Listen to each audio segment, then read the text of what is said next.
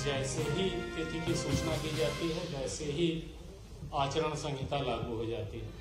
तो हम ये आभास नहीं दे सकते कि कब हम चुनाव करने जा रहे हैं। पिछले बहुत समय से हम लोग लगातार कोशिश कर रहे थे कि हम चुनाव अनाउंस करें, लेकिन बीच में कुछ न कुछ ऐसी परिस्थितियां बनती थी जिसमें हम नहीं कर पा रहे थे। एक बार तो एक्चुअली अच्छा हुआ हमने नहीं किया, क्योंकि हम डेट अनाउंस करने जा रहे थे तब तक हमें राज्य शासन की चिट्ठी मिली कि अभी आप डेट अनाउंस नहीं करें, कोविड के बढ़ने का खतरा इस समय बहुत ज़्यादा है। और एक्चुअली जिस दौरान हम चुनाव करने के बारे में सोच रहे थे उस समय इतनी भयानक सेकेंड वेव आई कि न केवल मध्य प्रदेश में बल्कि पूरे देश में बहुत बड़ी संख्या में लोग बीमार पड़े। मैं स्वयं बीमार पड़ा, मेरा पूरा परिवार बीमार पड़ा, मैं तो अस्पताल में भर्ती तक हो गया। तो अच्छा हुआ कि उस समय हमने राज्य सरकार की बात मान करके और चुनाव नहीं किया। अभी की स्थिति ऐसी है कि प्रदेश में 8 करोड़ 80 लाख टीकाकरण हो चुके हैं, फर्स्ट डोज सेकेंड डोज मिला करके, और बहुत बड़ी पॉपुलेशन कम से कम फर्स्ट डोज के लिए कवर की जा चुकी है। कोविड केसेस ज़्यादा नहीं है, लेकिन चुनाव के दौरान हम किसी तरीके की लापरवाही कोविड को लेकर के नहीं होने देंगे। सभी कलेक्टरों को हम लगातार निर्देश देते रहे हैं। अभी भी हमारा पूरा जोर इस बात पर होगा कि चुनाव के दौरान जो कोविड अप्रोप्रिएट बिहेवियर है उसका पालन सभी लोग करें, मतदाता भी, हमारे मतदान कर्मी भी और सभी अधिकारी जो लॉ एंड ऑर्डर ड्यूटी में लगे हैं, जो मतदान के कार्य में लगे हैं। पिछले चुनाव पंचायतों के 2014-15 में संपन्न हुए थे। भाई थोड़ा शांति हुए। 2014-15 में हुए थे, इसमें 841 जिला पंचायत सदस्य। सारी जानकारी हम आपको देंगे, आपको नोट करने की बहुत ज़्यादा चीज़ों की आवश्यकता नहीं पड़ेगी, बट जानकारी तभी देंगे जब आप बाहर निकलेंगे, नहीं तो मेरी बात कोई सुनेगा नहीं। 841 जिला पंचायत सदस्य, 6774 जनपद पंचायत सदस्य, 22,604 सरपंच, 3,60,847 पंच पद के लिए निर्वाचन कराए गए थे। इन सभी का कार्यकाल मार्च 2020 में खत्म हो चुका है। तो बहुत लंबा समय इस बीच में गैप हुआ विभिन्न कारणों से, जिसमें कोविड एक बहुत बड़ा कारण है। इस बीच में मध्य प्रदेश शासन एक अध्यादेश लेकर के आया 21 नवंबर 2021 को, अभी कुछ दिन पहले, और इसके अनुसार उन्होंने धारा 9 क अंतर स्थापित की, जिसके अनुसार अब 2014 की स्थिति बहाल हो गई। तो हमें, चूंकि हम बहुत ज़्यादा जल्दी में थे उस समय चुनाव कराने की, हम शायद 22 तारीख को 22-23 के आसपास हम चुनाव की घोषणा कर देते, लेकिन इस अध्यादेश से हम थोड़ा सा सेटबैक हुए। लेकिन जो मतदाता सूची है वो तो पूरी हमारे पास पहले से तैयार थी, केवल एरिया बदल गया। इस दौरान 14 से लेकर 19 तक जितनी नई ग्राम पंचायतें बनी थी वो विलोपित हो गई। जिन वार्ड्स में जो भी परिवर्तन हुआ था वो विलोपित हो गया। तो हमें बहुत युद्ध स्तर पर उस मतदाता सूची को एरिया के हिसाब से एडजस्ट करना पड़ा। लकीली आजकल के ज़माने में बहुत सारे काम कंप्यूटर से होते हैं, तो वो काम तो हम तेज़ी से कर सके, लेकिन लोगों को सूचित करना, उनकी आपत्तियां लेना, ये कार्रवाई भी करनी पड़ती है, जिसमें थोड़ा सा वक्त लगता है। तो इसलिए थोड़ा सा और डिले हुआ हमारा, लेकिन आज हम लोग आपके समक्ष हैं। जो अभी हम चुनाव कराने जा रहे हैं इसमें जिला पंचायत सदस्य 52 जिलों के 859 पद होंगे। जनपद पंचायत सदस्य 313 जनपद पंचायतें हैं हमारी, उनमें 6,727, सरपंच 22,581 ग्राम पंचायतों के लिए 22,581, और इन्हीं ग्राम पंचायतों के लिए पंच 3,62,754। जो 114 ग्राम पंचायतें हमारी ऐसी हैं जिनका कार्यकाल मार्च 2022 के बाद पूरा होगा। तो इनका चुनाव है मार्च 2022, इनका कार्यकाल पूरा होने के आसपास हम चुनाव कराएंगे। अभी इनको हम इलेक्शन में नहीं ले पा रहे। इन ग्राम पंचायतों में पंच और सरपंच का चुनाव हम अलग से कराएंगे, लेकिन इनसे संबंधित जो जनपद पंचायत के सदस्य होंगे, जिला पंचायत के सदस्य होंगे, उनका इलेक्शन हम इस इलेक्शन के साथ करेंगे। जो कार्यक्रम है हमारे चुनाव का वो 3 चरणों में होगा, ये हम पहले से बता रहे थे। और 3 चरणों में इसलिए होगा क्योंकि हमारे पास जितनी ईवीएम है उन्हीं को हमें 3 बार यूज करना पड़ेगा, इसलिए 3 चरण में हमें करने की जरूरत है। और एक बार जब हम ईवीएम को यूज कर लेते हैं तो उसका डीएमएम जिसमें सारा रिकॉर्ड होता है वो निकाल के हम रख लेते हैं। और ईवीएम की क्लीनिंग होती है, फर्स्ट लेवल चेक हम उसको कहते हैं, और फिर उसे उपयोग लायक बना करके तब हम अगले राउंड का चुनाव करते हैं। इसमें 15-20 दिन का समय लगता है, तो उतना गैप हमें हर चरण में देना पड़ता है। प्रथम चरण में हम 85 जनपद पंचायत ले रहे हैं, इसमें 6283 ग्राम पंचायतें होंगी और मतदान केंद्र 19,998 होंगे। दूसरे चरण में 110 जनपद पंचायतें होंगी, 8,015 ग्राम पंचायतें होंगी और 24,840 इसमें मतदान केंद्र होंगे। तीसरे चरण में 118 जनपद पंचायतें होंगी, 8,397 ग्राम पंचायतें ली जाएंगी और 26,560 मतदान केंद्र होंगे इसमें। कुल मिला के 313 जनपद पंचायतें, 22,695 ग्राम पंचायतें और 71,398 मतदान केंद्र होंगे। एक चरण में जिन जिलों को लिया जाएगा उनकी संख्या है 9, 2 चरण में जिन जिलों को लेंगे उनकी संख्या है 7, बाकी 36 जिलों को हम 3 चरण में लेंगे। जिन्हें एक चरण में लेंगे उनका नाम है दतिया। ये जो 1 चरण, 2 चरण, 3 चरण, ये हमने लगातार कलेक्टरों से, डिस्ट्रिक्ट एडमिनिस्ट्रेशन से बात करके तय किया है कि कहाँ 1 चरण में डिस्ट्रिक्ट एडमिनिस्ट्रेशन करा लेगा, कहाँ 2 लगेगा, कहाँ 3 लगेगा। प्रथम 1 चरण में होने वाले जिले हैं 9, दतिया, हरदा, नरसिंहपुर, पन्ना, अलीराजपुर, निवाड़ी, इंदौर, ग्वालियर और भोपाल। ये इससे स्पष्ट है जहाँ पे बहुत बड़ा एरिया नहीं है, जैसे इंदौर, भोपाल तो अर्बन जिले हैं, तो वहाँ पे रूरल एरिया बहुत कम है, इसलिए हम उसे 1 राउंड में ले पा रहे हैं। जो 2 चरणों में होंगे वो 7 जिले हैं, Burhanpur, Jabalpur, again very large urban area, rural area smaller, Singrauli, Umaria, Anuppur, Sheopur, Dewas. बाकी के 36 जिले हम तीनों राउंड में करेंगे। 1/1/2021 की स्थिति की मतदाता सूची का अंतिम प्रकाशन हम 3 मार्च 2021 को कर चुके हैं और इस मतदाता सूची के अनुसार 3,92,00,000 मतदाता हैं। इनमें पुरुष मतदाता 2,02,00,000 और 1,90,00,000 महिला मतदाता, अन्य मतदाता 1,044। कुल 71,398 मतदान केंद्र हैं। इनमें 3,095 मतदान केंद्रों में मतदाताओं की संख्या 750 से ज्यादा है। निर्वाचन के कार्यक्रम में 4,25,000 मतदान कर्मी नियुक्त होंगे। जो मतदान केंद्रों पर नियोजित किए जाएंगे कर्मचारी, उनका जिलेवार डेटाबेस तैयार कर लिया गया है। प्रत्येक मतदान केंद्र पर 1 पीठासीन अधिकारी और 4 मतदान अधिकारी नियुक्त होंगे। जहां 750 से ज्यादा मतदाता हैं, उनकी संख्या बहुत ही कम है, वहां पे एक अतिरिक्त मतदान कर्मी नियुक्त किया जाएगा। पंचायत निर्वाचन हेतु जिस विकासखंड में निर्वाचन संपन्न होगा, जिले के भीतर उससे भिन्न विकासखंड के कर्मचारी रैंडमाइजेशन पद्धति से नियोजित किए जाएंगे ताकि वहीं का कोई आदमी वहां पर ड्यूटी न करे।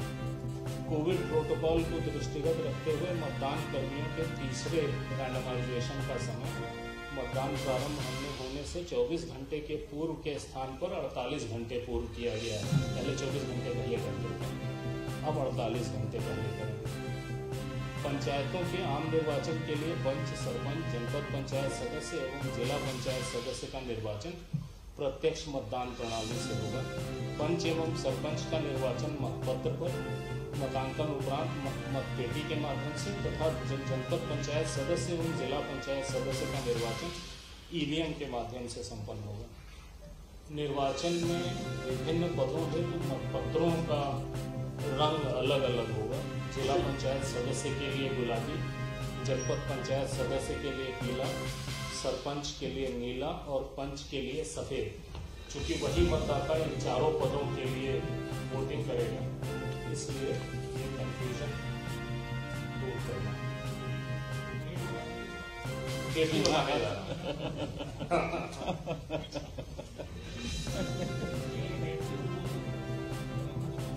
प्रसाद पहले बट गया तो कथा कौन सुने।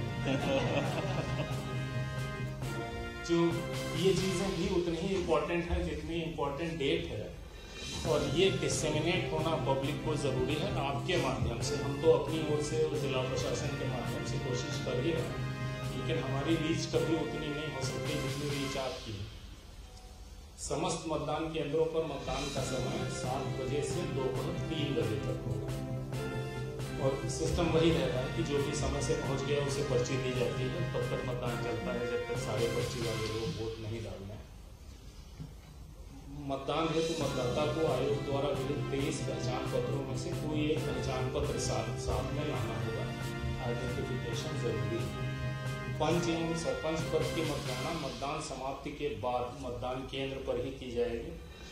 जनपद पंचायत सदस्य एवं जिला पंचायत सदस्य के पदों हेतु ईवीएम से मतगणना विकासखंड मुख्यालय पर की जाएगी।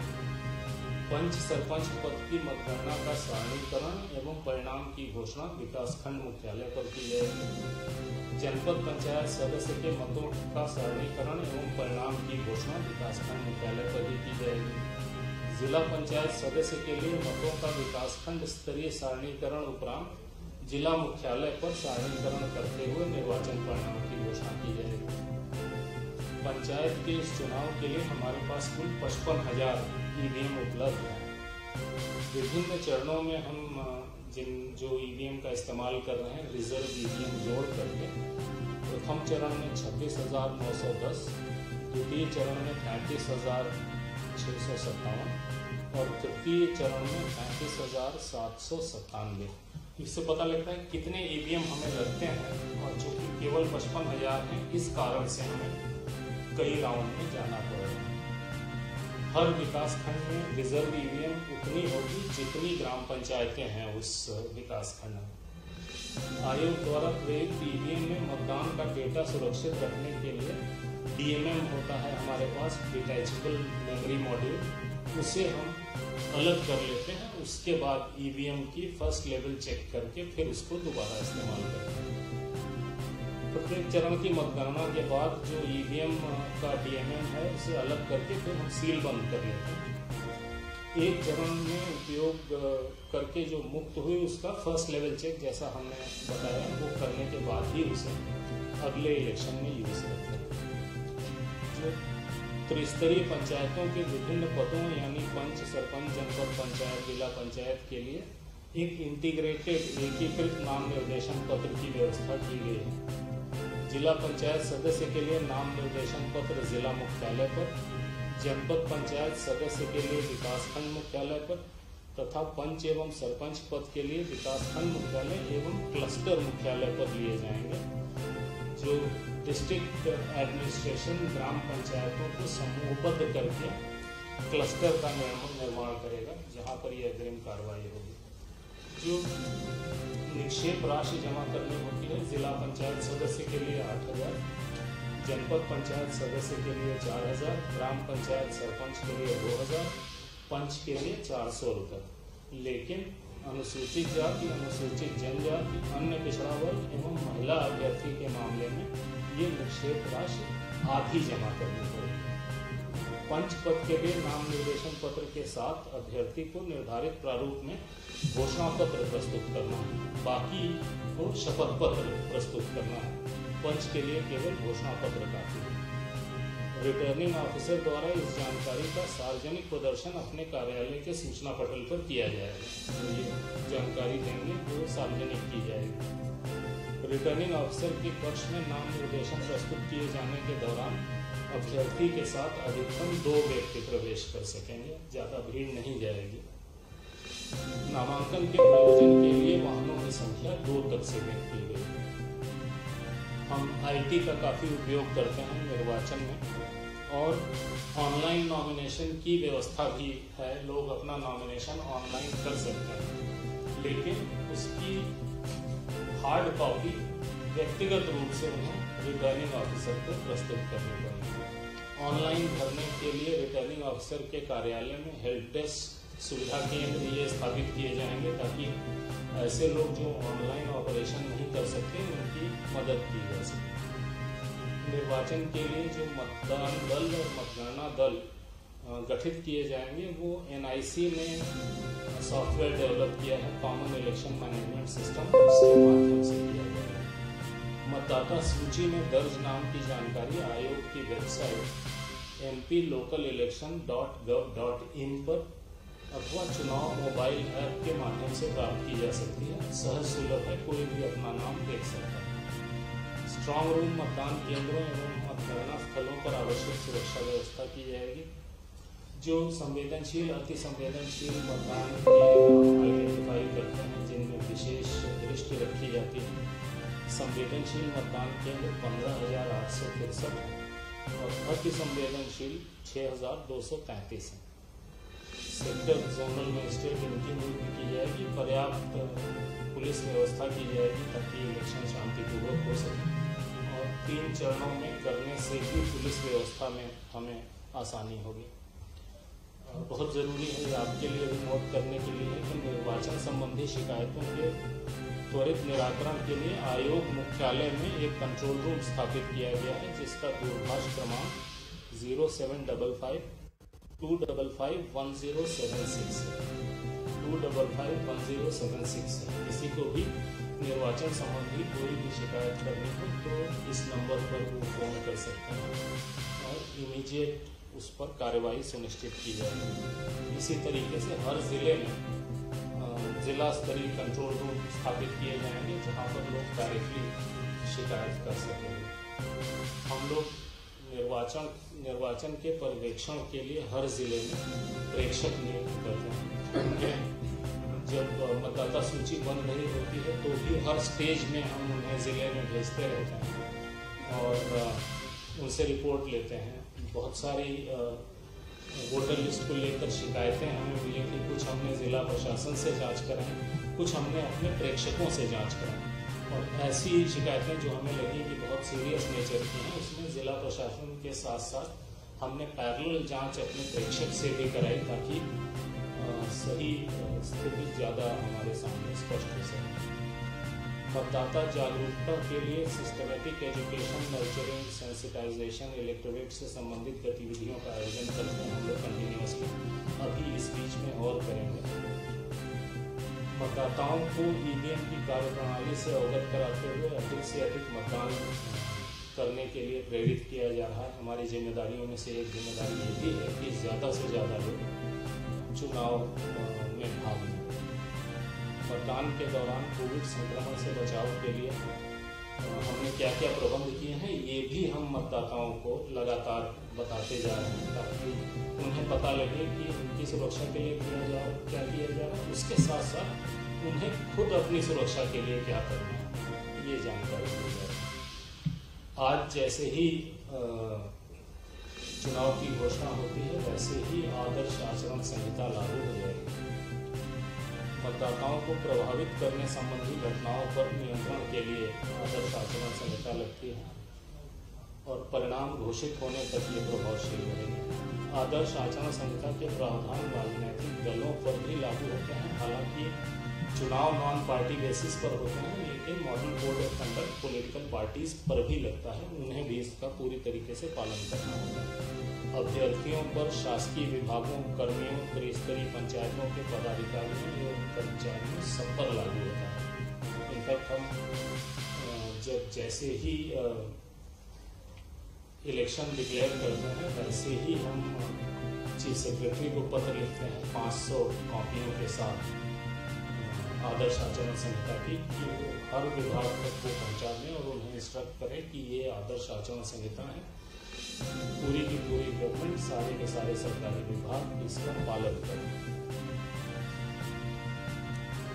निर्वाचन के दौरान किसी भी अभ्यर्थी को प्रचार हेतु सभा, रैली, जुलूस आदि आयोजन के पूर्व सक्षम प्राधिकारी की अनुमति लेना अनिवार्य होगा।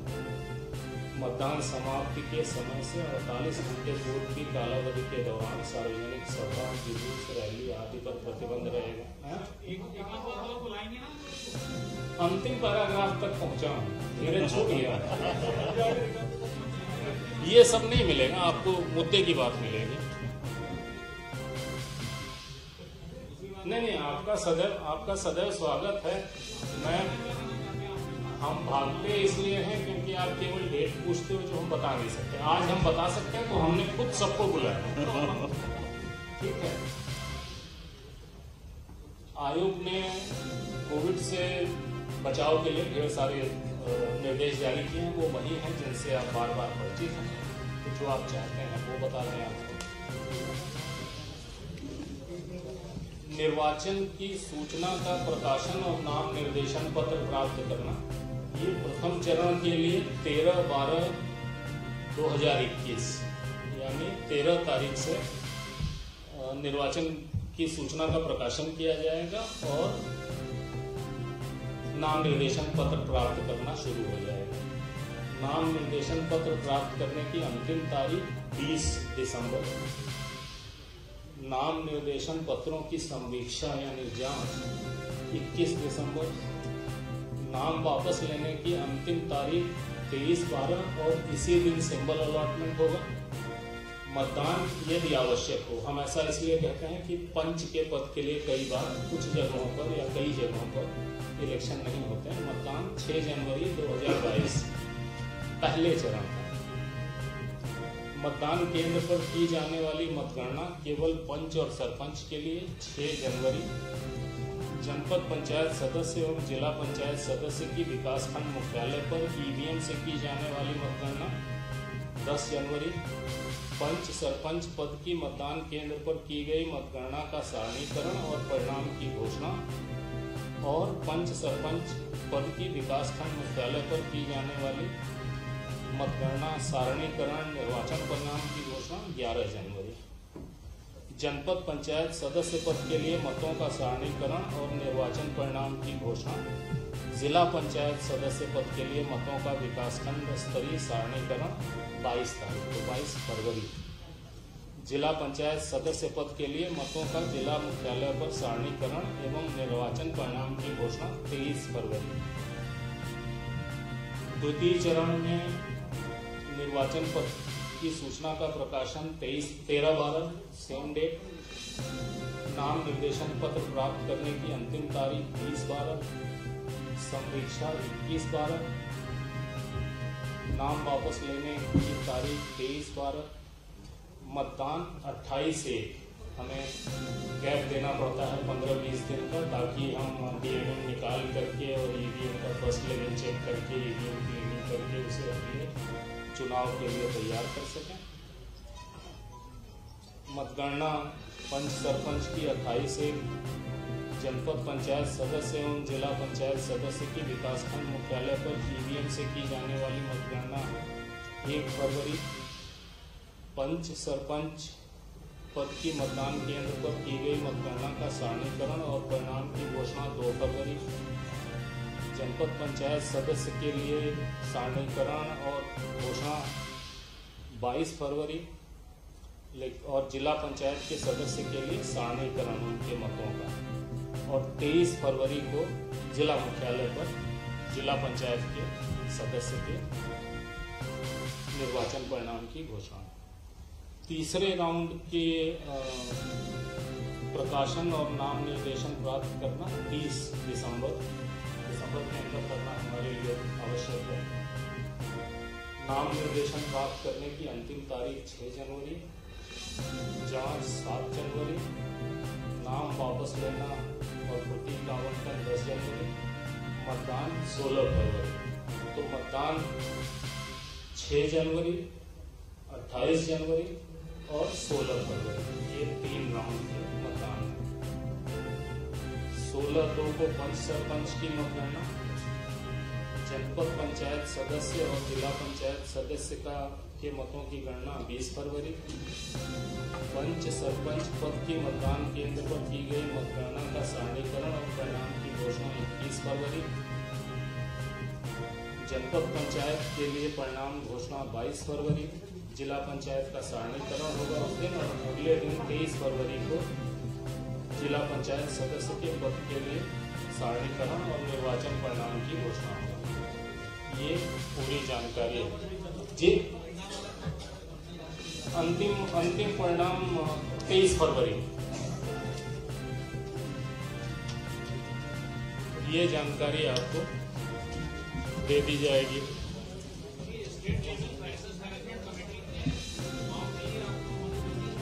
मुझे जरूरत नहीं है, हम एक कॉन्स्टिट्यूशनल बॉडी है और हाई कोर्ट में कुछ केसेस लगे थे जिसमें किसी ने कहा था कि जिला पंचायत चुनाव में देर हो रही, जल्दी कराइए। किसी ने कहा था कि कोविड फैल रहा है, जल्दी करिए। आज की तारीख में एज ऑफ टुडे पूरे प्रदेश में 128 केस है। 52 जिलों में 128 केस बहुत ही छोटा नंबर है। तो परिस्थितियां अनुकूल हैं चुनाव की।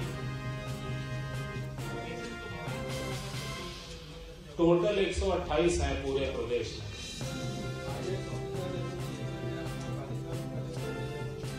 हाँ, उसके हम भी IAS अधिकारी हैं भोजपुर। उसके कई कारण हैं, कोरोना उसका कारण नहीं है। शांत रहे तो बात सुनाई देगी जी।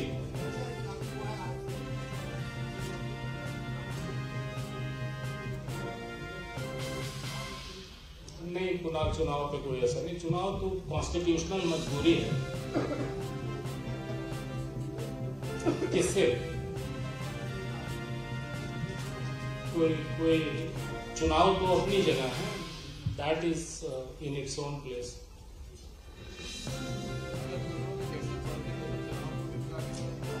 अगर हमें स्पेकुलेशन करना ही है तो अच्छा किया जाए ना, खराब स्पेकुलेशन क्यों करना। जब जैसी परिस्थिति बनेगी तब तैसा निर्णय लेंगे। चुनाव कभी भी इस तरीके से नहीं किए जाएंगे कि आम जनता के जान माल स्वास्थ्य को किसी भी प्रकार का खतरा है। पहले भी जब हम चुनाव की बात कर रहे थे तो हम ये कहते थे कि कोविड पर दृष्टि रहेगी और पूरी कोशिश हमारी ये होगी कि हमारे कारण, चुनाव के कारण कोविड के केसेस की बढ़ोतरी न हो। और हम डेली रिपोर्ट लेते हैं हेल्थ डिपार्टमेंट से कि कितने टीकाकरण हुए और कितने केसेस हुए, कितने नए केसेस हुए, कितने पुराने लोग ठीक होकर के वापस गए, जो केसेस हैं उनमें सीरियस कितने हैं, ये भी हम लेते हैं।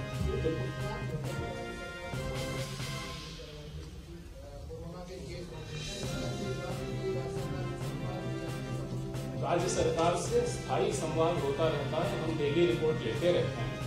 और हम चुनाव करने जा रहे हैं ये राज्य सरकार को इसलिए पता लग जाता है क्योंकि हम चुनाव से पहले कलेक्टरों से VC करते हैं। कलेक्टरों से VC करने के लिए GAD की अनुमति लगती है कलेक्टर को कि वो VC अटेंड कर सके। तो हमारे यहाँ से चिट्ठी जाती है GAD को कि कलेक्टरों को अनुमति दीजिए, हम इस तारीख को इतने बजे VC करना चाहते हैं। हाँ,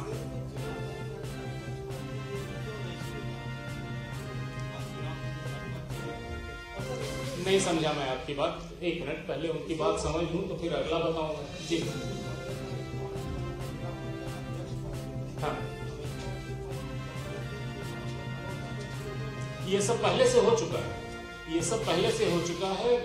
ये सरकार से संबंधित है, हमसे संबंधित नहीं है, लेकिन हम अपने सामान्य ज्ञान से आपको उत्तर दे रहे हैं कि बाकी सारे रिजर्वेशन हो चुके थे, जिला पंचायत अध्यक्ष का रिजर्वेशन नहीं हुआ था। इसलिए हम बहुत लंबे समय से लगातार सरकार को चिट्ठी लिख रहे थे कि आप ये रिजर्वेशन करिए, हमें चुनाव कराना है, हमें बिना पोजीशन क्लियर हुए चुनाव कैसे हो।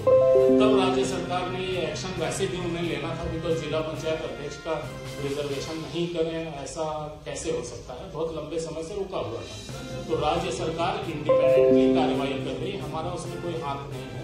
राज्य सरकार का सार्वभौम अधिकार है डिलिमिटेशन, रिजर्वेशन, इसमें इलेक्शन कमीशन का कोई रोल नहीं है।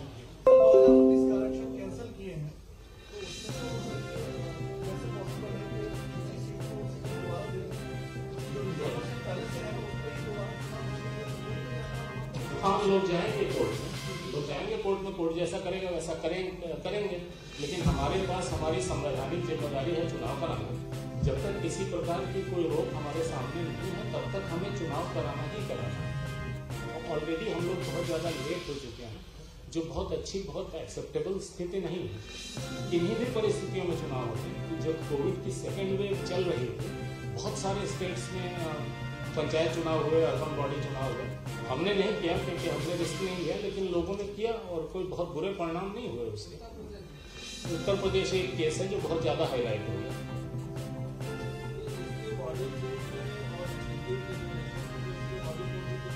एक ही जैसा होता, हम आपको मॉडल कोड की भी कॉपी देंगे, बहुत बारीकी से देख सकेंगे आप। थैंक यू भाई, कृपया चाय पी करके जाइएगा। आप लोग फोन करते थे, हम आपके प्रश्नों का जवाब नहीं दे पाते